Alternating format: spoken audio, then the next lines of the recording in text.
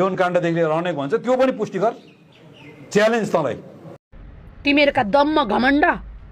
अझै पनि लाज लाग्दैन सक्छस् मसँग भन्ने आइज फेस टु फेस गरेर बोल्न तयार छु कुन मिडियामा बोल्ने कि टुडी खेलमा बोल्ने कि कहाँ बहस गर्नुपर्छ तसँग म 100 घण्टा बहस गर्न तयार छु आउँछस् हिम्मत छ तेरो घुसखोरी दलाली भ्रष्टाचारी र मलाई नाइट ड्रेसमा सडकमा छोडेको दिन याद गर अपराधी तर पनि छ्याम्मे हुने छैन अहिले मलाई 85 पुगेको छ यसको मूल्य धेरै ठुलो चुकाउन पर्नेछ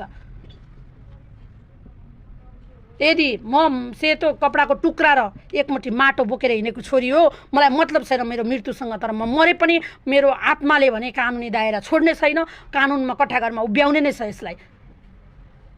अरूलाई गर्दाखेरि ठुल्ठुला कुरा गर्दै हिँड्ने आफ्ना मुद्दाहरू कसरी बसिरहेका छन् भने त्यसले सोचेको छैन अझैसम्म पनि कहिले रवि लामिछानेलाई कहिले बालेनलाई कहिले सुशीलालाई कहिले कसैलाई क्वेसन मार्क गर्नेले तँलाई 4वटा औँलाले देखाइरहेको छ तँलाई म चुनौती दिन्छु यति कुरामा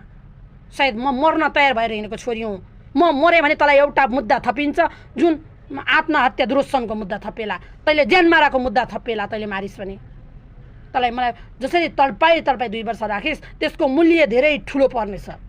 धेरै ठुलो भार पर्नेछ 100औं प्रमाणका दस्तावेज धेरै मान्छेले देखिसकेका छन् धेरै मान्छेले बुझिसकेका छन्